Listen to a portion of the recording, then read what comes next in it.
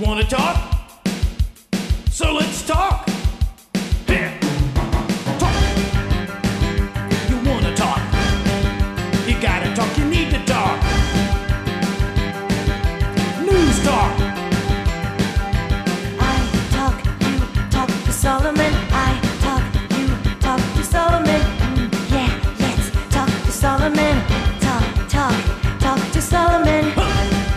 You gotta talk, you wanna talk. Good evening, folks. It's an extraordinary day in this country. Some terrible things have happened. And we're going to talk with Dr. Alan Keyes and former Police Chief Steve Davis and you about some of these items. My name is Stan Solomon. This is Talk to Solomon. Dr. Keyes, how are you, sir? I'm doing pretty well tonight, Stan. How are you? Thank you for joining us. We all are, of course, I don't know what the word is, but I'm going to just lay out a little scenario, then I'm going to turn you loose because I know you have a lot to say here. We had a tragedy in Aurora, Colorado, where a bright young man with no previous record of anything wrong of any sort at all, either on his own or with some help, went completely berserk, emulating the mindless violence that we promote in this country, acted out on it, and 12 people are dead, 59 are hurt, a 6-year-old girl was killed, one of our heroes was killed, and we can go on and on. And you have Bloomberg in New York saying the police should go on strike until America gives up their guns. You have all the people on the left saying the answer is gun control, when the last time I checked, that was a gun-free zone, and that guy broke every law imaginable, and they're saying, well, you could get a gun. Well, you know what? You can get anything. You can get anything if you've got some money to pay for it, whether the rules or the laws allow it or not. Now, having said all that, we saw what happened at Penn State, where one of America's greatest coaches was besmirched and besmeared, even though he did absolutely nothing wrong. They just say he didn't do enough to do something about what Sandusky did. And at the same time, we're promoting pedophilia and homosexuality every hour of every day in every school in America, because that's the national agenda, to promote homosexuality, and pedophilia is at the center of homosexuality, and they want to reduce the age of consent down to whatever, 8. That's what NAMBLA wants, and others agree. What's her name? Ruth Bader Ginsburg said the age of consent should be dropped to 12. And then we're putting a Catholic Monsignor in jail for covering up the activity of some homosexuals that were masquerading as priests. Now, to me, I see it all as one picture, but I'd like you just to take off and give us some thoughts. Well, Stan, I always find it both predictable and disturbing, the way that these folks who push the agenda of so-called gun control take advantage of these terrible tragedies in order to act as if a gun walked into that theater and started shooting people. And it's the way they always talk. It defies common sense, but then we're dealing with a class of people, these kind of intellectualist ideologues and their ilk, who have nothing much in common with common sense. And the end result is that they expect the rest of us to accept the nonsense that they want to impose upon us, as if we're going to believe that it's actually going to make people safer from this kind of aberrant behavior. If everybody in every situation is going to be completely naked to the madness of such an individual or group of individuals, whether it's terrorists or gunmen like this, doesn't matter really. What it proves to me, Stan, at the level of simple common sense, is that for all their talk, the government cannot and will never be able to protect us from these kind of events. And the people who think that government can protect everybody from something are crazy. They haven't stopped to think. You could put a policeman on every street corner. You could put somebody with a gun in every theater, in every restaurant, in every store, in every mall. And aside from turning this country into an impossible to live in police state, you would still have such violence and people would still die. Because the guardians of peace are not the police and the folks who are enforcing the law. That's their job. The guardians of the peace like the guardians of real law abidingness are the guardians we establish in the hearts and minds of our people. Now here's the real irony. The very folks who want to take advantage of this situation to act as if all decent, law-abiding, conscientious people should be left naked to the bad guys and the crazy guys in situations like this, all they do 24 hours a day is push an agenda that destroys the guardians in our heart, in our conscience, that tears down the discipline of our moral will, so that people are left with that sense that, whoa, if there's a gun in the room, if there's a temptation available, I gotta give in to it. Because there's no sense that we are human. There's no sense that, as the famous phrase was put, nature is something we are put in this world, nature in the sense of that animal nature, to rise above. That sense of respect for our God-given human potential, our God-given moral will, our God-given capacity to understand ourselves in terms of being and behavior that is higher than that violence, higher than that depravity, and that corresponds to God's good intention for us. That is all that they want to discard, Stan. So it seems to me we've got to sit back and look at this. Why would the same set of people spend 24 hours a day trying to make us helpless in the face of our own moral temptations, so that this kind of violence, this kind of outbreak of uncontrollable passion and anger and depravity becomes more and more inevitable? Why would they spend all their time doing that and then say that because of that danger, everybody should be disarmed? I think there's another agenda at work, Stan. Because think about it. If you are naked to the crazy guys and the bad guy terrorists coming from overseas, you're also going to be naked to your abusive government. You're going to be an untrained, timid, cowering beastie when the abuses of government power are used to intimidate and terrorize you. And I think, Stan, at the end of the day, that's the agenda of these people. And I don't care what label they wear. They can call themselves Democrats, Republicans, liberals, conservatives. I think they are all serving the same end, to restore a world in which the many are sheep and a few wolves get to devour everybody else. And in which that sense that was so important and essential to the American way of life, that sense of independence, that sense of self-government, that sense of pride in one's ability to defend and take care of one's own, once they've destroyed that step, then we will become a nation literally ripe for tyranny and despotism, with no recourse but fearfully to submit to our new masters. And I think that's the aim of all of this. And I frankly don't believe that the American people are ready to submit to this. I think that there's still enough left of the real heritage of our country that they will go on doing what they have consistently done. Because for all the chatter that comes from this elitist, nefarious-minded group, the majority of the American people respond to this in a very common-sense way. Of course we won't give up our right to defend ourselves. Of course we won't give up the means to defend ourselves. Of course we won't react to the events that prove beyond doubt that your government can't defend us by letting you strip us naked of our own defenses. Of course we won't. And I think that, of course, is of course. At the same time, we are being told, we are being convinced, many of us, not me, and not you, and not Chief, but we're being convinced that somehow homosexuality, being passive, being not religious, being tolerant, that means tolerant only of things on the left, is somehow making us, and being morons that believe in global warming caused by people passing gas or driving their cars, that somehow that makes us better people. I think that is the big contest today, and I think that they're losing They certainly have with me, but they never even were in the ball game with me.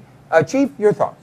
Well, two thoughts. First of all, Dr. Keyes was right on target with everything that he said, like he always is. But the comment that he made about that we're never going to give up our ownership of guns, that's true. But in Colorado, we did a little bit. The people didn't take their guns to the theater because it's a no-gun zone. So we did for a little bit, and that's how they will work. The left will work that way piece by piece to take those away from us if we're not careful. But also, while those of us that believe in liberty are really saddened by the events that took place in Colorado, it appears to me that people like Mayor Bloomberg are happy because they'll use an event like this just to further their agenda to take away our rights and our liberties. I would like to see Mayor Bloomberg find out that there really is a God. That's just my personal opinion, but we'll not go further than that. He did call for a strike by police until Americans give up their guns. What a moronic comment, an irresponsible comment, a delusional comment, and a communist comment. Stan, it is, and yet I think that comment is very exemplary of the mentality I'm talking about. You realize that Mayor Bloomberg is suggesting that the police and others should cooperate in a strategy that terrorizes the citizens of the country into accepting Mayor Bloomberg's will when it comes to disarming the American people. So he's basically saying what we should do is unleash terror on the American people. Let all law enforcement collapse so that they will be terrorized into submitting to us. I wish people would stop talking as if these are normal suggestions. That's not a normal suggestion. That's a wicked, evil suggestion that bespeaks a strategy making war on the goodwill and discipline and self-discipline and capacity to care for themselves of the American people, and suggesting that public officials ought to aid and abet that war by withdrawing the protection of, quote, their government until people have been cowed into submission. That's what's really going on there, and I think that's sinister and wicked. Well, I think it's no different than what they do in every Muslim country in the world. You will do what we tell you to do, including blow up your own kids. You will destroy people, your own family or other families. You will give up any sense of you, and you will become our property and our tool. That's what that is. Oh, I agree. I think that the agenda that's being served, and the sad thing is that in spite of their palaver, they are so eager to pursue their agenda that they callously make use of these situations in order to achieve their political aims, in disregard of the terrible trauma that they represent for the individuals and families involved. All right, let's go to the UN. The UN is trying to get a gun law passed that is allegedly designed to stop the flow of weapons from one country to another, but in essence, it would be gun control through the UN. And of course, Obama and Hillary Clinton, that's the yin and the yang of evilness, are all for it. Now the UN has another report. Let me see if I can give it to you correctly. United Nations-backed Global Commission on HIV and the Law has recommended that we now legalize prostitution worldwide.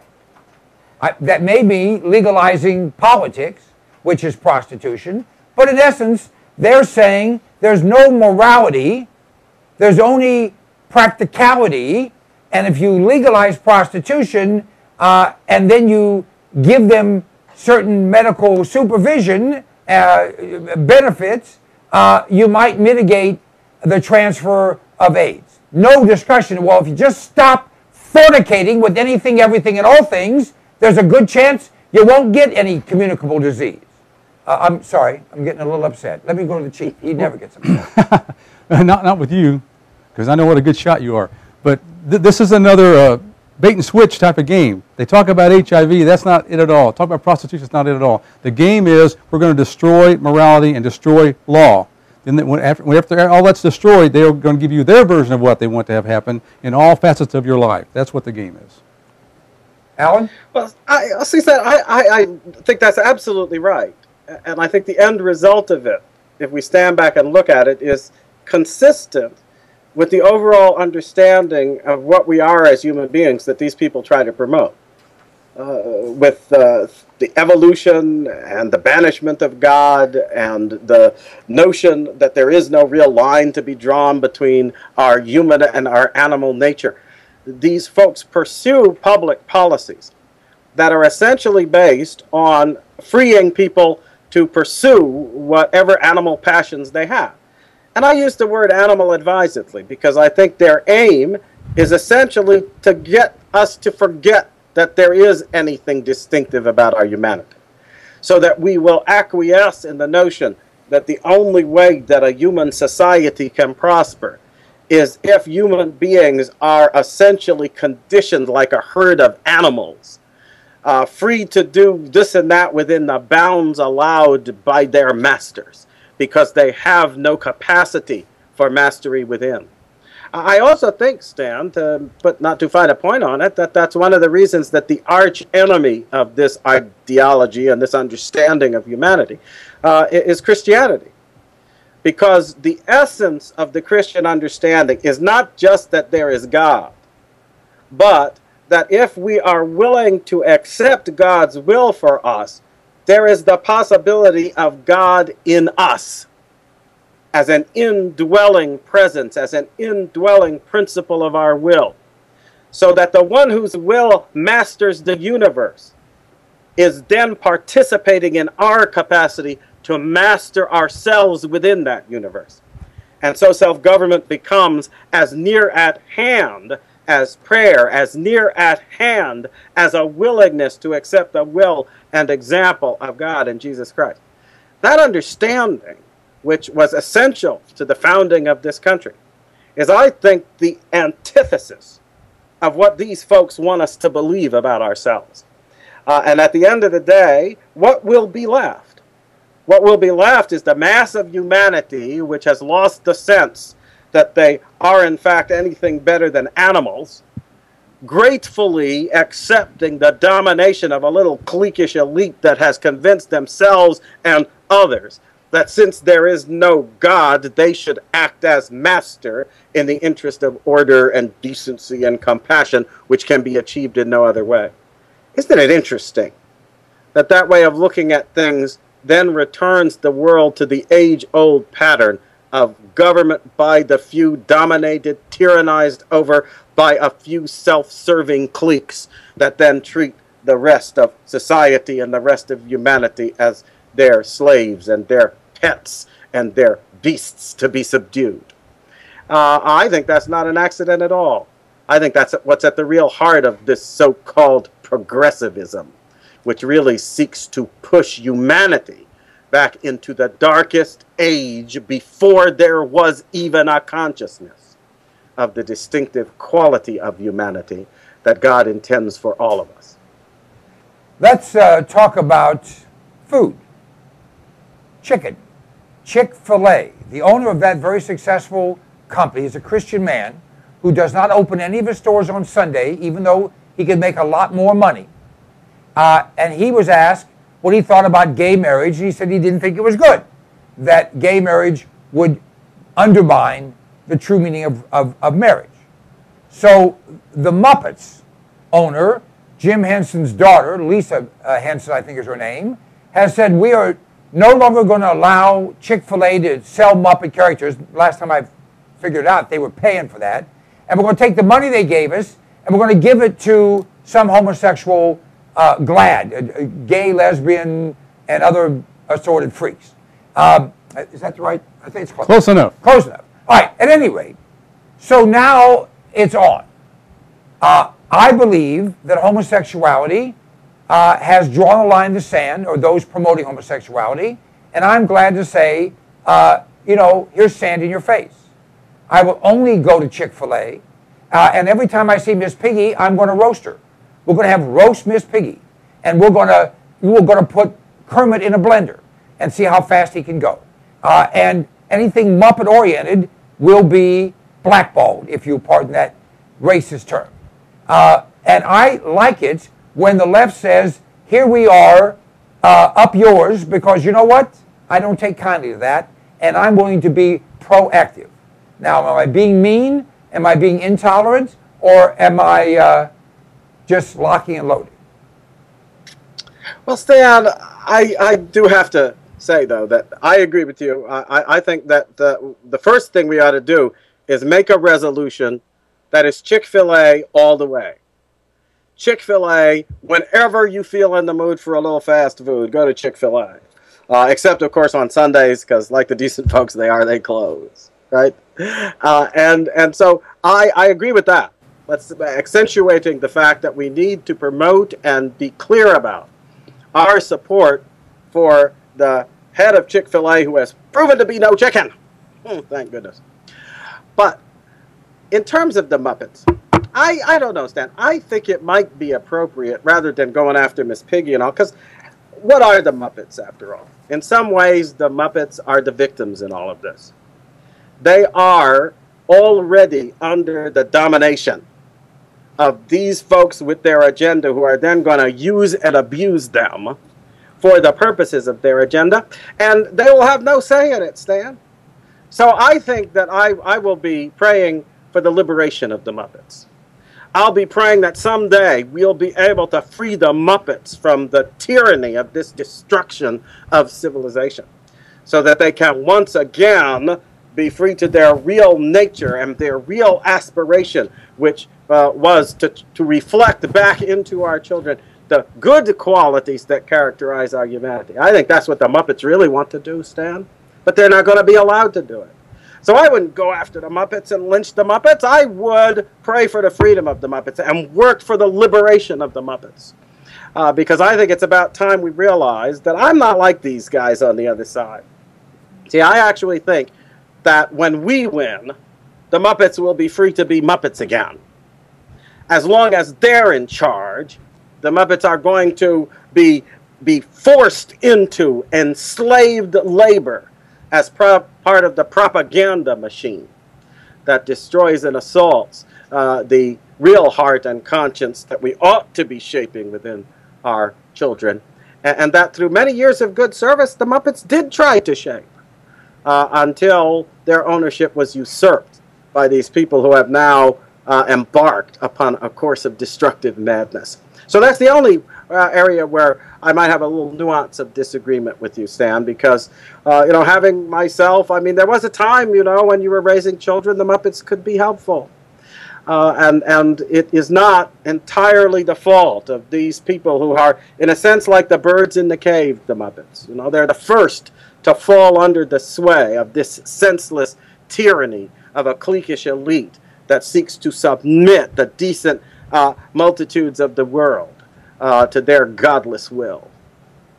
Well, you're nice. I can't stand this. So I'm just, but in your honor, I'm going to put Miss Henson in the blender. Go ahead, Chief. Well, much to Stan's chagrin, I am a fast food connoisseur. And I just want to say for Chick-fil-A, they got the best fast food chicken going. And also, if you know, one thing I've noticed at every Chick-fil-A is they have the most kindest, courteous employees anywhere I've ever been in my life. And it's got to be from the philosophy of their owner. But I'm with Dr. Keys. I have children that we grew up watching the Muppets, and I love the Muppets. But I'm just going to hope and ask that the Hensons get off of this homosexual kick and have Miss Piggy start attacking Al-Qaeda. All right, I like it. And Miss Piggy, when she gets pissed, she's quite a force to be reckoned with. I'd like to turn her loose on Hillary. The New York Times, the old gray mayor, whatever the hell they call her, has come up with this extraordinary conclusion. Ready? The definition of marriage has been considered a religious or legal argument. A growing number of economists, journalists, and social researchers are concluding that getting and staying married is the key to economic prosperity.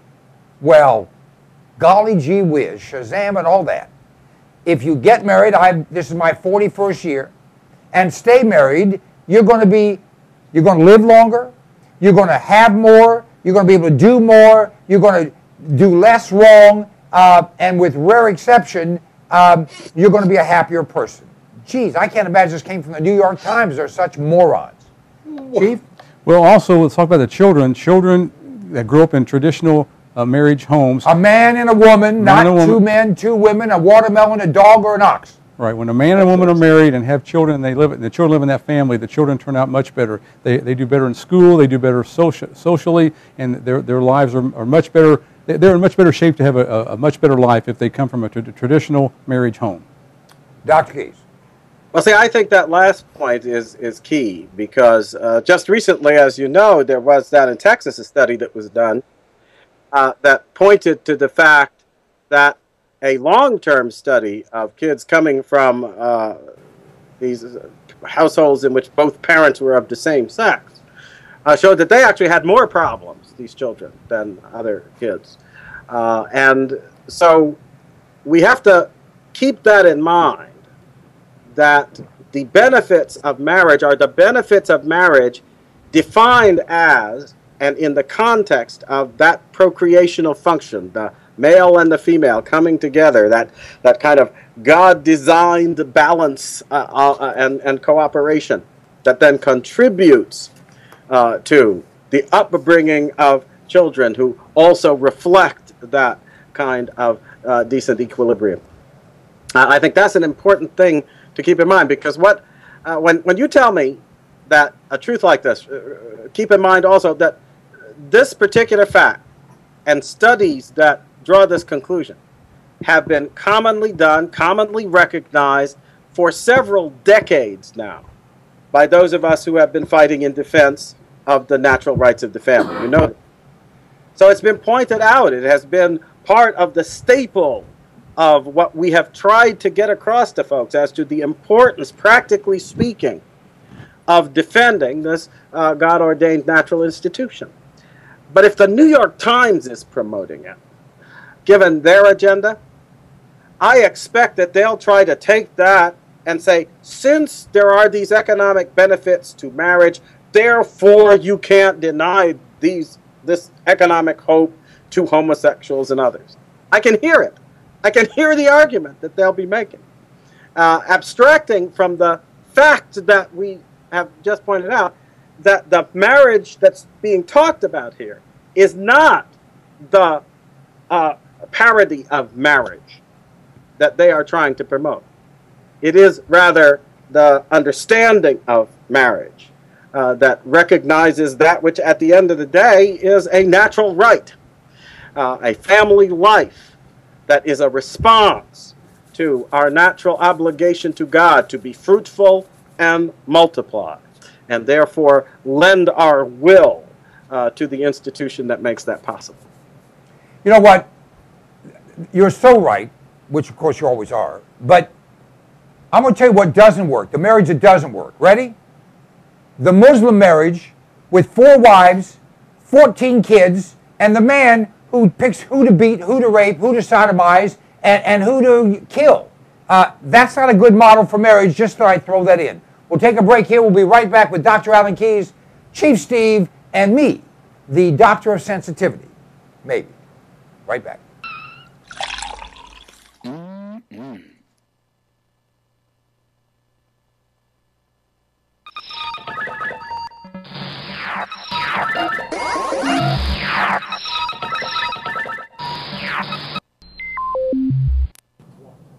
Hey folks, this is Stan Solomon, and I talk to smart people all the time. I've got one of the smartest people around on how to make money from home. His name is Ted Williams, and Ted, well, it's a tough economy out there. It is, but if you've got the right vehicle and some good advice, you can make it even in this economy. All right. Well, how can you make money in this economy if you don't have money already? Well, I tell people right now that in this economy there are really 2 businesses that I would say work good times, bad times. And the first one costs several $1 million to get involved in, and that's necessity food. You know, you go to the grocery store, people are going to eat. It doesn't matter. We're going to do that. But can you imagine or think for a minute, what is the other business that everybody's involved in? Well, let me think for just a minute. Everybody has a cell phone.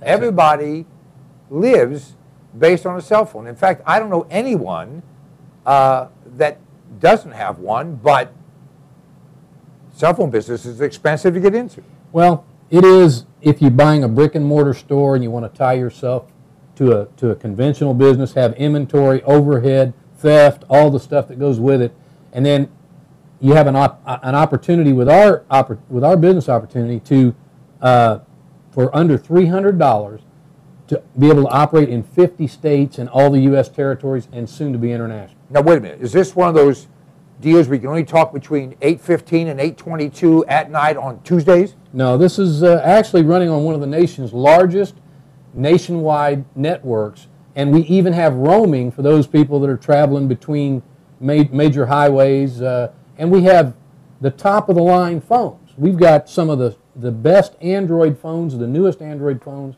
that have come out on the market, as well as some simple flip phones for people that's all they want to do is talk. Now, how does the fee for this service compare with the major companies? Well, right now, if you get all of the service and you use a lot of internet or a lot of data, you can easily spend $150 a month. In fact, some of the companies that are advertising unlimited data are actually giving you unlimited data, but the first gig is high speed, then they slow it down to 56K, you can't even use it. It's unlimited, but you can't use it. With ours, it's truly unlimited talk, text, and web, and the great thing with us, you can develop a business and earn free service for the rest of your life. Can you earn more than free service? That saves you $100, $150 a month, but that's only the start, right? Obviously, there's a lot of income opportunity if you want to treat it as a real business. And you know, at under $300 to get started, we have a fast start program for our representatives where they can recoup their investment in their first month if they just are serious. We also have a unique feature. Knowing what we're talking about, if you had a friend and you're not a representative, but you are earning free cell phone service, wouldn't you tell your friends about it?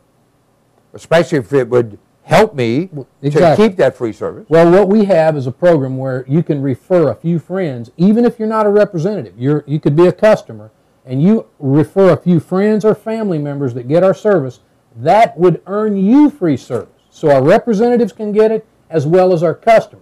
So you're saying with a national competitive company, you have the ability to give unlimited, true unlimited service with the latest and greatest phones or less if that's what you want, and that not only can you have free service, but all your customers can have free service by referring people, and I assume if they're your customers, then you make some override, right? Absolutely. You can actually have a network of representatives that you're earning overrides on, as well as their customers, and you benefiting financially from that. So it's big money at a low cost and low investment, and all the tax advantages of being self-employed and write your own schedule. This is not a brand new company that just trying this out. This is a proven, publicly traded, high-quality company?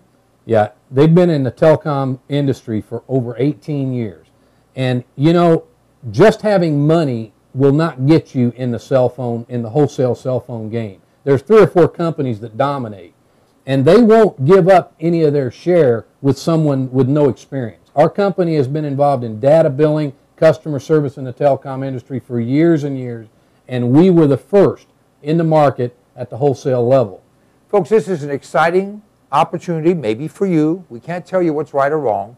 There's a phone number you can call, 800-299-8362, or you can go to cpnlive.com and click on the icon that says Make Money from Home, and all the information will be there. Ted, thanks so much.